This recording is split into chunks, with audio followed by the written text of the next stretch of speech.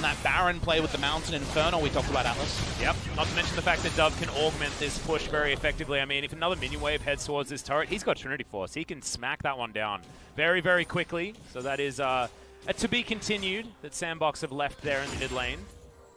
Go setting up. On Fleek is here now to try and protect. And he's going to see whether they go for one of those plays yet again. He's backing up his bot lane. Remember, in this similar spot, this is where Kuzan came through and flew through and got the double. So, yep, on Fleek just in counter gang territory. They have no deep wards and no idea on where Lee Sin is. Now, they probably know that all of Lee Sin's camps are down, so bot side play is very likely. Sandbox just want to get what seems to be owed to them, which is another objective bot side to be the Mountain Drake and the bot lane outer turret. And then we're talking double Mountain Infernal and the Atlas color special, those quirky power spikes. First couple are in, the next one on the way. Yep, this is a huge one in the Sork Boots Trinity Force. That's the big first one, but then it just keeps coming in thick and fast. Papa Smithy, get an Infinity Edge, get a Rapid Fire Cannon, all of it. Every completion is feeling good. And in these games where Lee Sin is red, the answering play for him is so much harder than for Sejuani. Because if Lee Sin shows up second and someone's taking out most of their health bar, can't really do anything. The turret guys are a lot more situational based on flashes being up and down, respectively. TP's coming in defensively here. Sandbox definitely not giving up a Mountain Drake without a fight. Yeah, it's Summit getting down here as quickly as he possibly can. He can World Ender to start this one off. This is a 3-0-0 Aatrox that just really wants to spread his power around. You can see they are throwing their weight into this one. Infernal Chains lands, but Shifting Sands is going to be there for Kuzan to get himself to safety. But Genji is split. Can the Pigeon Man swoop in and create magic here on the side of Genji as Dove is pressuring them by activating... Oh, sorry, it's going to be taking down a Sun turret, so not exactly going to be getting super high value. They already managed to take down that outer turret, but he's still pushing forward, and the Aatrox is actually there to help out. They're on in a turret. They're thinking about trying to have their cake and eating it too, but the Emperor's Divide does absolutely nothing. Cataclysm is there, but it's just going to create space. Peanut gets the kick, but the Devour timing was too good from Joker. They're still looking for the inner turret, and the Gangplank went back to try and deny. Mountain Drake's going to go back into the pit, and Sandbox is just going to be able to start this one up again. It's been some sweet science by Sandbox, on point in so many different ways on the map and in the micro interactions. They get Kuzan, they get out, they push up mid lane. Suddenly, they've just had their lunch. You know, they've just absolutely eaten Genji's lunch, and all Ruler can do is push outer turret and bot lane and back off. So we watched the replay here, and it's very crisp from Sandbox. The moment Genji realizes only 3, Kuzan looks, gets the flash, but I love the re-engage timing from On Fleek, and then you're watching for Peanut, goes for the kick flash and devoured out of the air. Now that is a Tom Kench you can get behind. Yeah, that's some old man mechanics that I'm all about as well, Papa Smithy. This is called supporting your local mechanic, you know, the old guy that just knows your own the car town mechanic. In and out. Yep, yeah. That's what I'm all about.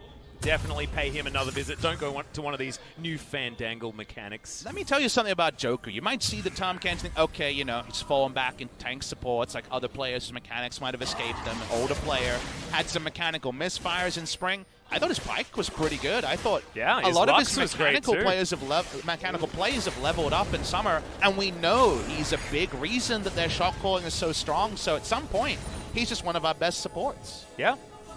Remember, he was the support that had like a 3-champion champ pool, right? Yeah. In the Galio, Shen, and Tom Kench. Yeah. That was his spring, almost entirely, and now really has jumped out of that. And what do all those 3 champions do? They allow you to use your superior knowledge of the game to be in the right position first. Yes. They can make plays happen, but realistically, he was much more known for his map play and the ability for the 1-3-1 with Dove, Zakali, and a side lane big champion coming through from Summit to find advantages, but he's actually getting those more selfish picks rolling, so big compliments to Joker. Enjoying it. And Summit, 3 kills and also a healthy CS lead. He's having a bit of a buffet in the 1v1. That was a high-value phosphorus bomb, everyone. As Dove is going to know that there are 3 members towards the top side, not going to check more. Resources now just doing nothing on this map. Yeah, the control wards allow them red side control, but Sandbox aren't threatening Baron just yet, so this means that Peanut and Life are running kind of unseen between top and bot, but they get there and it's like, well, what now? And again, very unlikely setups around a Corki with flash up. Best of luck catching him. Yeah. And Summit can just continue the 1v1 pain. Now, he can't really kill this turret without help, just because GP has a lot of wave clear at this point. A lot of happy feeding from Gen G between the lanes. They're not gaining anything, but they're definitely racking up the miles. They're running around that big oval, but unfortunately they're not impacting the play. Yeah, they're doing the laps, but it's not time for drills. We're actually in the main game. Maybe that's how it's sort of working. 4,000 gold is going to be what that spells in the advantage of Sandbox. The Summit's going to extend that even further. About 5,000 heading into 22 minutes is a great news story if you're a Sandbox fan. And look at their line of control wards. Just creating the breadcrumbs towards the Baron pit, which is exactly what they want to be fighting for. Gen G do have that red side access to the pit with their cheeky little control ward over the back, but this Baron can go down extraordinarily quickly. Sandbox have not only incredible champions for doing consistent damage, but also double Mountain Drake. This is like two-man potential and then some, with almost any two champions, not including Tahm Kench, that they have. And let's say they don't play the map ideally and it ends up being a 5v5. Look at the item disparity between two team-fighting top laners. Oh no, Aatrox has a boatload of items, yeah. And GP has the Sad Man's Trinity Force Executioner's Calling. Like, this Aatrox is primed for a pentakill. Yep. He is ready. And also, he's already got all of the kills for his team so far, or at least most of them. As Gen G, they have no right just walking up to this river, even with a couple of members in the mid lane, because Joker can turn up in the nick of time with his Abyssal Voyage. He's still looking for rank 2 on that one. As, yeah, okay, someone's going to turn up. Can't go in disconnected, remember. This is not fed old Aatrox where you just do it with your face and start everything off. He has to be a bit more situational. That's the thing. That's why they're looking to try and force right now. As he saw, he uses it to try and get himself back into this mid lane, and that's because it was running out. So a little bit of a missed opportunity there for Sandbox, but Gen G playing around the Sandbox resources very nicely, is on fleek. Flags and drags, gets himself out of the way, but does at least lose half of his health bar. Forcing down one lane right now. They're not using Aatrox in the bot side. It's relieved a bit of pressure from Gen G. That gets them to be able to regroup, and it's frustrating. This is a turret siege around a temporary turret. That's the annoying thing Azir can do. Yeah. Allows you to cheat macro a little bit. Gen G can walk up in a scenario they wouldn't be able to if there's any other champion on the Rift. But Sandbox are feeling frisky. Yeah, there's going to be the Chains of Corruption going down. Ruler does break them as we're going to get the flag and drag. On Fleek dives into the front line. They're trying to escape, but they're all clumped up. Perfect for Summit, but he's down very, very low. Another Emperor's Divide flashed from Joker. And he eats some Grey Health to try and keep him alive. The Sand Soldiers and Ruler are able to take down the Catfish, but that is going to be the 1-for-1, and they still have so much damage available. Low health bars on both sides. But I'd still say it's a relatively even trade, support for support. Bit of a trip up in execution for the first time this game from Sandbox, playing the mid lane ARAM play rather than mid. Oh boy. Yep, Dove just gets the Valkyrie, gets in there. Ruler now has to be careful as well. You have to, respect this Corki from the mid lane. You've only got one spell shield. You're going to need about 7 in a very, very quick series of time. And there's nothing toothless. There's no Gorgie here. This is just Earth on a warpath in the mid lane before he got all the spatulas in Teamfight Tactics Pub Smithy. He absolutely did, and that makes him a pretty happy man. Dove walks up, steals an Infernal Drake. Sandbox very lazy in how they played the map because the Sun turret was frustrating them. They needed that down to make the play where they grouped in mid lane and fell back to an Infernal. But they get the kill on the end. They get the Infernal as well, so they still get everything. Yeah, can I talk about some item spikes here, though, Papa Smithy? Because there's a whole bunch of them. We've got the Guardian Angel now completed. An extra BF sword here for Dove on top of the first 2 items that he has done as well. This is a gigantic Corki. Not to mention, Ghost is doing a lot of AoE damage right now. Can we please give some balanced analysis? Don't forget, Joram's Fist picked up for GP, so he's rolling as well. Oh, that's true. Sick Joram's. No, he's still scaling. Still got to stack up that HP. Give me that HP. Ooh. Give me that free Ruby Crystal. Get into a side lane, QV. What are you doing? Ruler's not going to let you have any of this farm. You got to stack that Joram's Fist. At least Riot's trying to make this game spicy. And like, let's make it double, and triple Infernal games. Yeah. And that's a pretty high roll for Sandbox here as QV does break the chains. But it's feeling like that is the least of his worries at this stage. He's on the cusp of being Flame Horizon. Does the lore establish who Joram is or what Joram is? Because at least Doran they kind of explain, but I don't really know who Joram is. Maybe he's like the budget items guy. But he has a very notable fist, apparently. Yeah, that's true. Like, you know how you've got like multiple different like supermarket brands, like Target, Walmart, and stuff like that? Maybe Durham's like, he's the Walmart. Which Aussie one would he be? He'd be Coles. Oh, I'm a Woolworths man, you know? You're so classy. Yeah. I was very surprised when I went overseas and Woolworths didn't actually have a supermarket part. It was actually just the outlet mall kind of thing. Oh, really? Not every country, but some countries. Wow, I didn't know that. I thought Woolworths was just an Aussie thing. Not Target, you're saying. Target. Very classy. Yes, very classy. That's where I do all of my shopping. Well, I make sure that I'm up the and Coles fast. fist here is not what he wants. He needs more than that. He definitely needs at least the ability to not be all in on the I can't believe Ruler's still got his Woolworths blade. I'm so happy. You can see like Ghost sold his. Oh boy. Sad. Well, Summit's got real items. He's been going. There's no thrift shopping going on there. He's No. real powerful. He's designer. He's designer only right here for this guy. He's going to land from Peanut. He's thinking about trying to go for some sort of play. His Ghost is going to go wide on the Chains of Corruption. Doesn't matter though. As Sandbox are able to just get the pressure in there. Speaking of pressure, Cube has to leave as Peanut's still looking for more. But Summit's really deep. Yeah, he's actually looking to try and go in here as the flash comes down from Peanut. Will land that Q once again, but yeah, real deep is almost an understatement right now as they're just going to have to say goodbye to a lot of gold in that bounty, and Kuzan picks it all up. There's a say your death moment. Summit got too greedy. Thought he was playing a 1v1, and given how this game had gone, you could understand it, but was too far gone. With no flash on the top side, Genji get 40 seconds of relatively serene normalcy, and yet, what can it realistically achieve?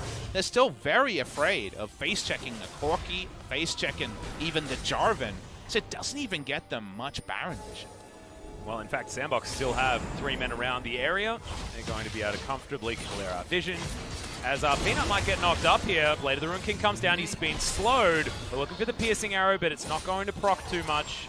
Not enough blighted quiver stacks, and I don't think the W is available. Pretty greedy. I mean, it's 5v4, so it feels weird to say greedy, but you definitely want your Braum back up when you go to war. We're going to watch the replay of how Cuvée took a uncomfortable amount of damage. That was just a full rotation, almost straight up killing him. Yep, infernally chained. Feels real bad. But at that point, the problem they have is that Ghost is out of Chain of Corruption range, so the moment that Peanut walks over, there's no chance that Summit can live. And the direction that Summit went as well. I mean, he was committed into trying some sort of re-engage, but just wasn't going to happen there. Not sure what would have happened, but benefit of hindsight is, of course, there, and now Sandbox are able to reset, and they still have a 6,000 gold lead. No harm, no foul. And you know what's another no harm, no foul thing? What's that? Sometimes when we talk up brands or play down brands, I'm always like, no, hold on. Like, they might sponsor us. We've got no worries about Coles coming to Korea, so we're serene here. Really? Yeah. Oh, I was hoping I could pop down to me local Coles. I'm just saying you can badmouth them and not worry about them sponsoring us. But what if we do an event in Australia? I hope it's not sorry, sponsored. we can't have that Atlas guy. I got it in my contract, no Coles. Oh, really? Yeah. Oh, damn, you're going to get all those pre-prepared Woolworths lunches. The dream. Speaking of the dream, another Chains of Corruption comes down, but Peanut is going to go into stasis. They're going to try and focus him as Ghost grabs that kill. Ruler is put into the baby cage, but escapes with his flash. And now Genji have grouped. They're looking for the fight, but Cannon Barrage is going to deny anything, and Sandbox are just going to disengage. It's top laner traded for the jungler. And 1-for-1s are actually fine for Genji. They're on the red side. They can defend Baron really easily. The only thing that works against them is Infernal being up. Life putting up the door. Trying to hold the line here for Genji. They don't want to give away any free Infernal access, but right now it seems like they're choosing between two bad options. Yep, Dove now. He was looking to just get some control around the area, but the Infernal Drake is now going to get started on Fleek. It's already in this Dragon Pit. And as you can see, Sandbox is trying to defend this one. This will be another 3 Infernals. Good lord. That's just 5 Drakes that are all great. Probably the perfect array of dragons that you can get. And then an Infernal. Gonna watch the replay here.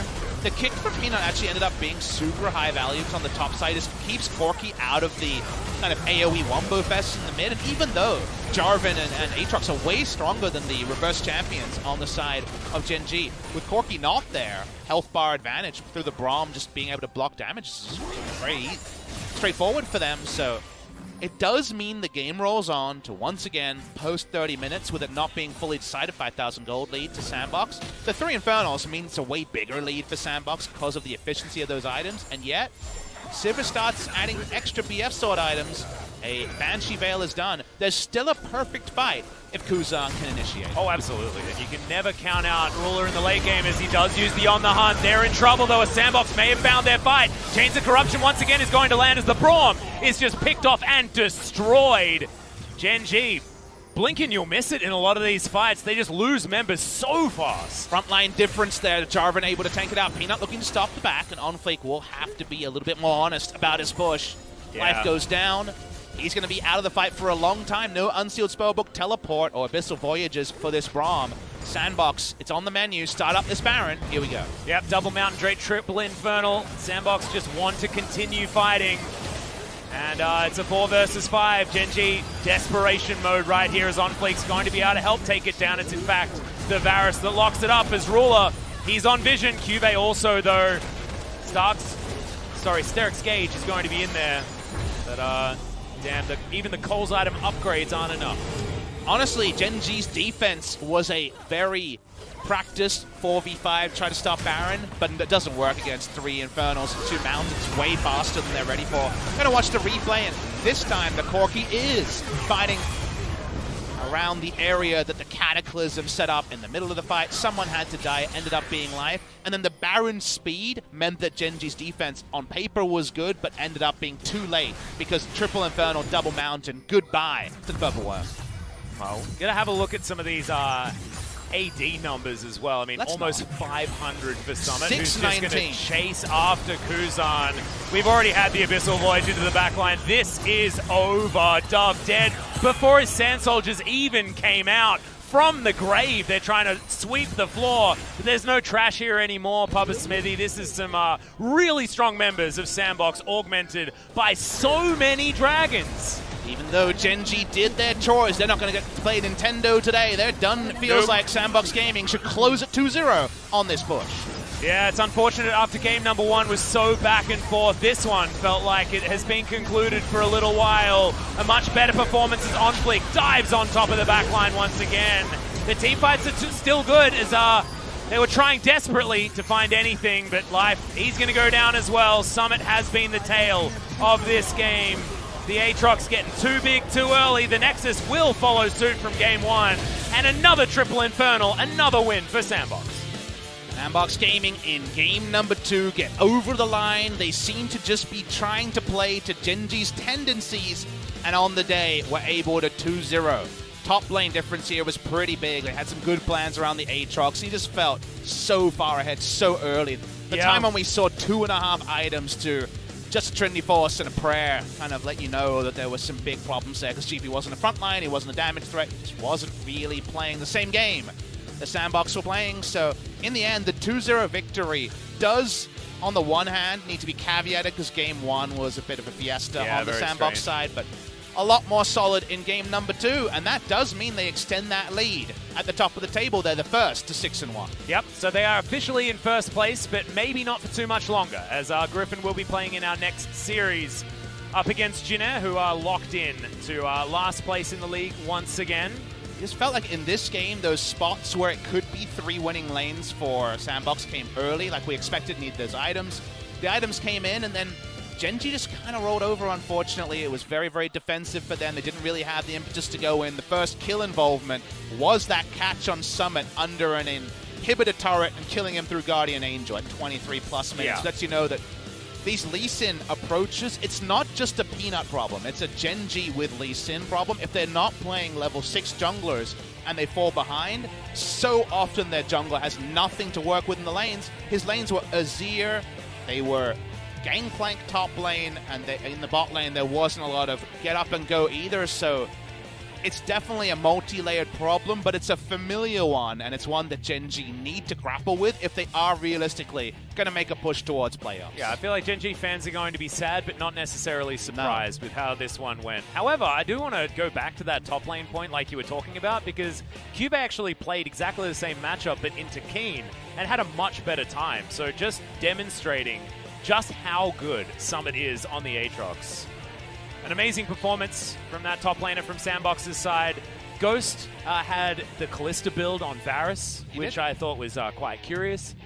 And seemed to work out. Look, he had a heck of a lot of lifesteal, kept himself alive for a very long time. That build is usually super bold against GP because you have to respect barrels, and thus you can't just walk up and hoover damage in an AoE. And yet, he was fine because the GP was so far behind. So I think for the scenario... Tahm Kench existed. Yep, Tahm Kench there for safety. I think given the scenario of GP behind, Tahm Kench in the pocket, absolutely fine choice.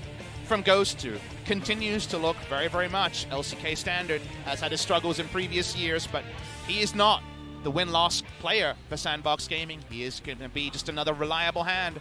Congratulations to Sandbox Gaming. They deserve the 2-0.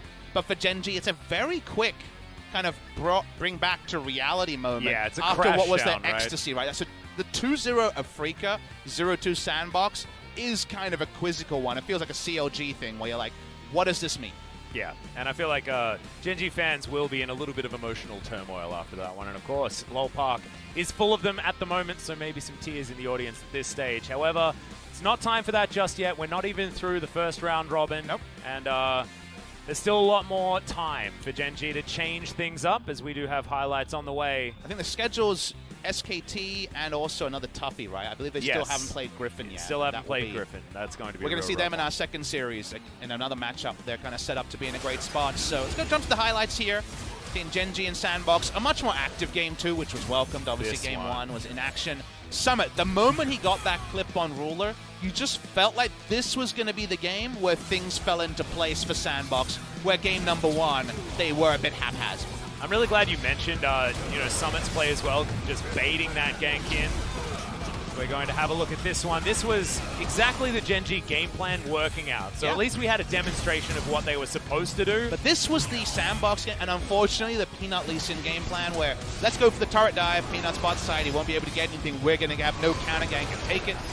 Looking over to team fights. The amount of calculated burst that came in here was actually super impressive from Sandbox, so that's a calculation that every team can get smites on apparently. And just over the course, I think the difference between jungle and top lane duo to be frontliners was the biggest difference between Sandbox and Gen.G as the game kind of closed out. Yeah, just huge. As once again, Joker getting these flashes out of Emperor's Divides almost every single time. Wasn't enough to save his life right there, but did buy the team a lot of time. Big shout out to Joker. I wouldn't mind if he got a double MVP, but I have a feeling that this one belongs to someone. Is a perennial winner on the side of Sandbox by the end. Triple Infernal, Baron, Aatrox pressing R, and before it hit anyone, 619 AD. Yeah. You know, it was definitely like a large lump of coal to the face of some of the members of Gen.G. Hopefully they get more than that for Christmas, but at the moment, not earning it at this particular stage.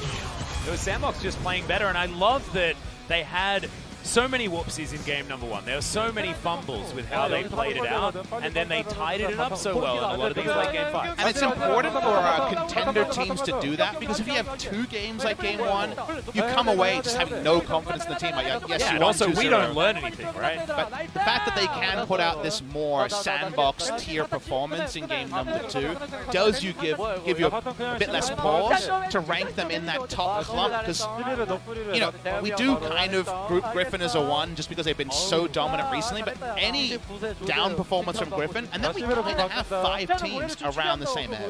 Yeah. It's feeling like the top of the standings are not necessarily a big surprise if you had a look in the middle of the spring season, but also quite surprising based on the very end of the season.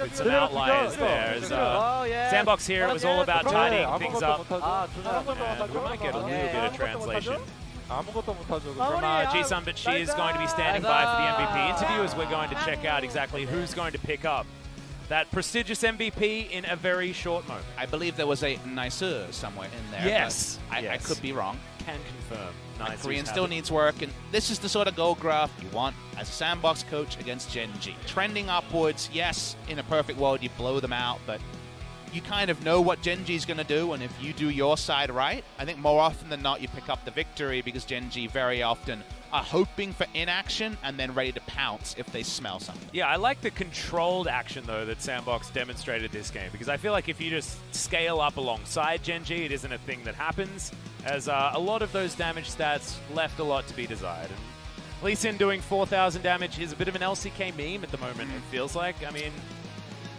even a lot of our more aggressive Lee Sins haven't been able to get the work done on that particular. I think we just have to keep calling out. If we see the Lee Sin from Gen G, we give a little bit of history and we focus on the inaction of the recent games until things change. Until things change, Summit is definitely one of our best top laners. This part here, that was a sweet spot. Oh yeah. The absolute dream, and then getting the flash, landing the second part of the Q, as this just walking off screen, the perfect distance.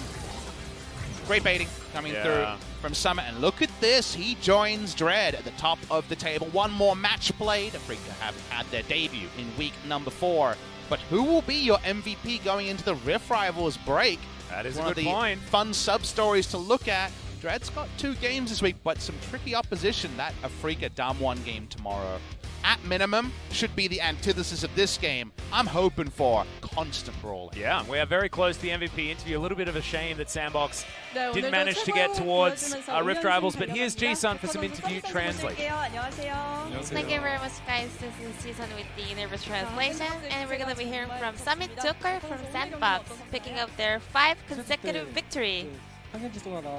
So game number 1, Genji went with Tom Sona, so we were a little bit surprised, but our team was able to do great team fights in the mid games. So it was a bit of a risky game, but we were able to pick up the win.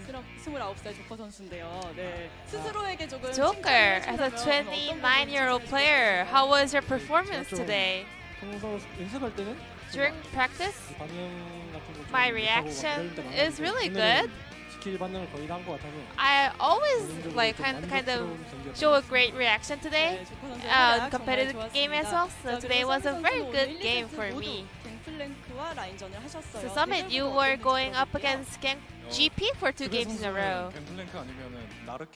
Well, Cuvee, his champion pool is about GP or Narc Cannon, so I knew about the top lane matchups, so I was able to kind of execute some of the plays that I planned in advance. So how did you prepare for today's draft overall? Well, we just kind of tried to counter some of their opponent's champions and some good matchups and stuff like that. Nothing's really special. The Joker, your Lux is on 3-0 currently in Summer Split. However, Sona was able to pick up items very easily in early phase. So how did you kind of cope with the situation? Well, I was quite worried about getting melted by Sona, so that was the focal point of my item build. So we tried to have a lot of team fights here, the objectives. So during the process, we are a little bit shaky, but all the other teammates were focusing so hard in game, so we were able to kind of get the win. And Sandbox, your dragon was like fantastic. Triple Inferno in both games. Especially in game number 1, you stole the first Inferno Drake. So how did you calculate that? So let's go check the replay first. So over here, one of our players got picked up, so we weren't able to go near the Drake. But I used to play as a jungle player, so I was keeping my eyes on the Dragon HP, and I saw their skill cooldowns of the Genji players, so I was kind of wishing the jungler to be less alert of my skill shots, so I was able to kind of pick up the dragon over there. What did the players say when you said the players that you got the dragon? I mean, Triple Inferno is really significant, so I was expecting a lot from them, but they were like indifferent. So I was like, oh, maybe I shouldn't have done that. I was a little bit sad. Summit, moving on to game number 2. You were doing a lot of work in top lane with OnFlick, but we heard OnFlick saying I'm sorry to the players after game. Did he? So how did the game go in game number 2? Did you want to pressure GP top lane? I mean, Genji is the team that never really pays attention or invests to the top lane. So some of the plays we were able to kind of snowball very easily. However, in the mid game, you guys are a little bit too excited, I guess. Yeah, but that's the reason why I died in the middle of the game. 후반으로 갈수록 마음을 다시 다 잡고 정말 멋진 경기 만들어 주셨습니다. 자, 샌드박스가 So Sandbox, you guys are on a 5 games winning streak, and you'll be going up against Jin-Air. Are you gonna make it to 6 games winning streak? We are on a great momentum right now, so we're gonna do our best to take down Jin-Air as well. 믿음직한 이성무 선수의 대답이었습니다. 자, 그리고 조커 선수도 Joker, would you like to say anything for your friends? 항상 응원해 와주시는 분들 너무 감사드리고. Thank you for showing up to the arena and support us. Sometimes our performance is not consistent, so I'm gonna make it to stable and consistent, and we're gonna make it to a strong summer sandbox for the fans. 사랑이 필요한 조커 선수.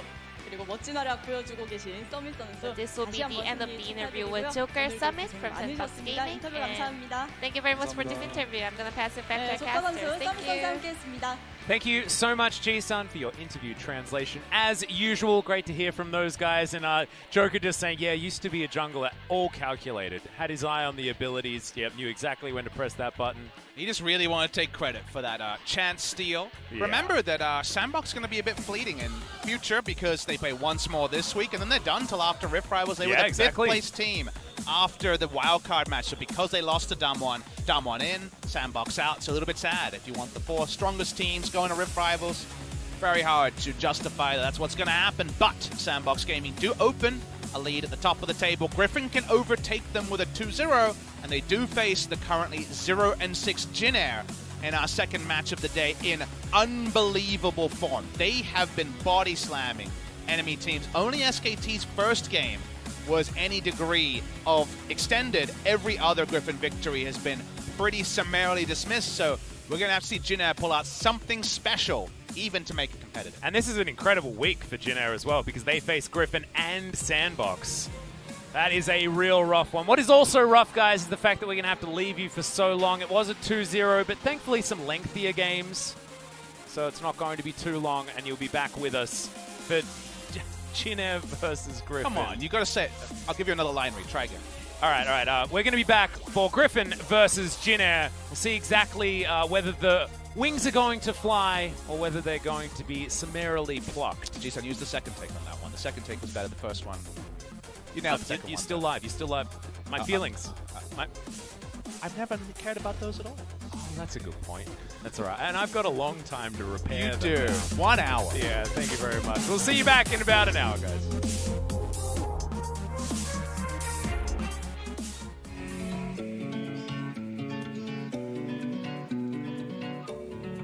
You take me higher when I feel low.